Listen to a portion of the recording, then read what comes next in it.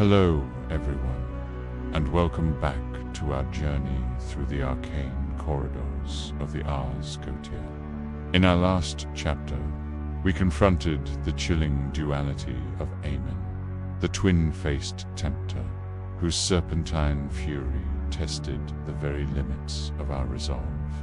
We felt the heat of his gaze and learned the price of his divided loyalty.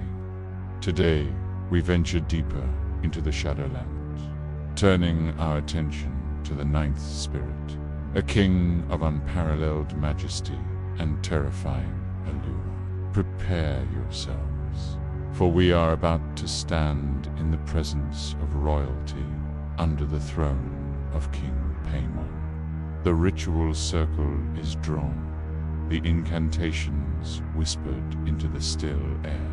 A scent of the desert, of ancient sands and forgotten spices, begins to permeate the chamber. It's not a physical smell, but something that pricks at the edge of your consciousness.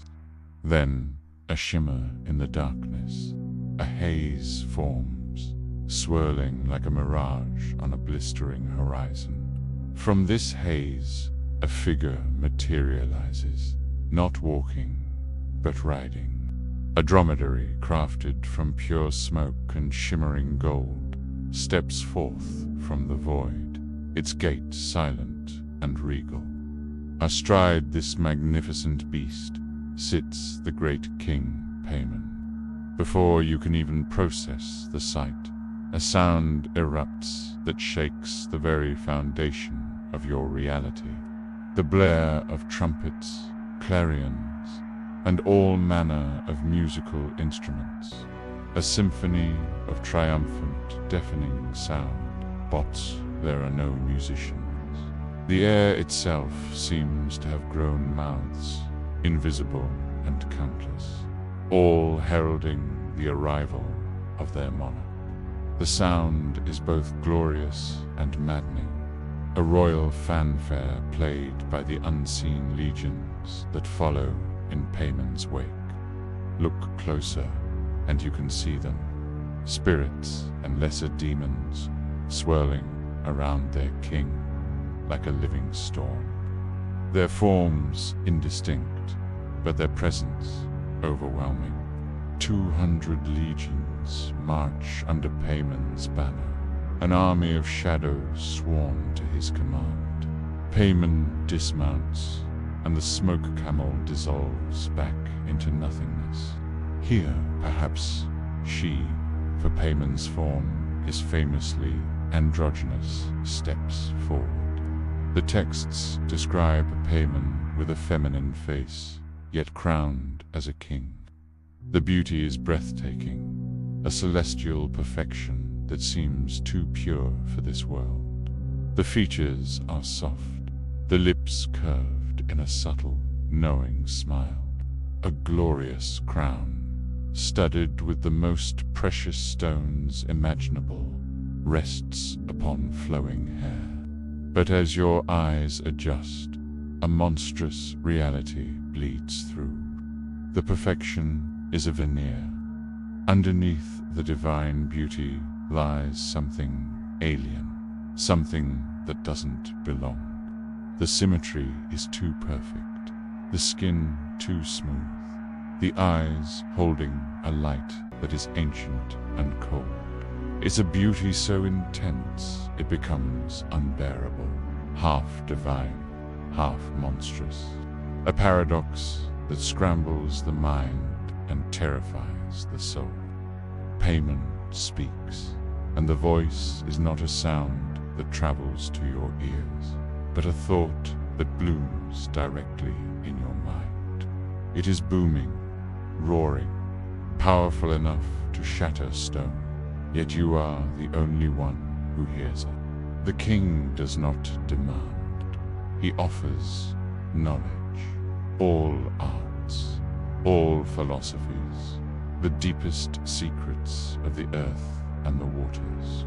He offers the wisdom of the stars, the ability to chart their courses and understand their influence upon the mortal world. He can grant dignity, confirm titles, and bind any man to the summoner's will. All of this power, this profound understanding of the universe, is laid before you like a feast. The price, a simple offering, a sacrifice, not of blood, but of loyalty, a pledge of fealty to the throne. The sheer force of Paimon's presence is a hypnotic wave. Your knees buckle, not from fear, but from an instinctual, overwhelming urge to show deference. You find yourself kneeling, your head bowed, caught in the tractor beam of that unbearable beauty and power. You are mesmerized, a moth drawn to a star that will surely incinerate it. Paimon's smile widens slightly. The test of will is over before it even began. You are now a subject in this spectral court. The king glides closer, the air around him growing thick with an intoxicating perfume of exotic flowers and sweet decay. It's the scent of a paradise built on a foundation of despair. Leaning in, Paimon whispers, the roaring voice now a silken thread of sound weaving through your thoughts. But these are not secrets of science or art. These are the secrets of other kings, the hidden courts of hell, the betrayals and alliances forged in fire and shadow. You learn of the ambitions of Belach, the strategies of Asmodee, the sorrows of Belial. Knowledge that is both a weapon and a poison, secrets that could start wars or end them. You are being made an accomplice, a confidant to a monarch of the abyss, and the weight of this intimacy is crushing. The air grows heavier still, thick with the unsaid, with the promises made and the damnation they imply. As the last secret is imparted, you dare to look up. The change is terrifying. The golden, luminous eyes that held such hypnotic power have turned black. They are no longer stars, but voids, twin abysses threatening to swallow you whole. The divine mask has slipped completely, and for a fleeting second, you see the true entity behind the crowns, something ancient, vast, and utterly indifferent to your mortal existence. The smile is gone, replaced by a look of regal finality. The audience is over. With a turn, Paimon moves back towards the center of the circle. The air shimmers once more. The invisible trumpets sound a final, receding note, a mournful echo of their grand arrival. By the smoke and gold reform, not into a camel, but into a swirling vortex that pulls the king back into the dimension from whence he came. And then silence. A silence more profound and empty than any you have ever known. The chamber is cold. The scent of perfume and despair lingers, a phantom reminder of the royal visit. You stand, your legs unsteady. You place a hand over your chest, searching for your own pulse. You find it, but it's wrong. It's a broken rhythm, a faltering beat. Your heart no longer beats in time with the living world. A part of you, a fundamental rhythm of your own life, now marches to the drum of a distant, demonic king. You have been given great knowledge, but your very essence has been retuned to a darker frequency.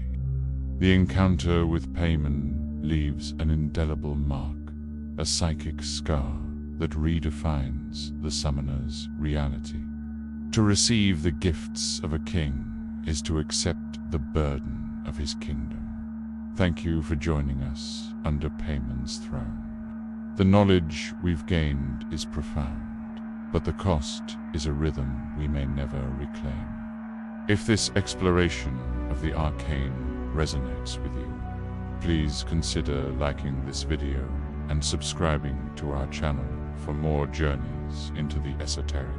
In our next chapter, we will witness a ritual of cosmic significance, an unbreakable pact that binds spirit to spirit. We will explore the Blood Moon Covenant and the tale of the 72 bound souls. You won't want to miss it. Until then, walk carefully in the shadows.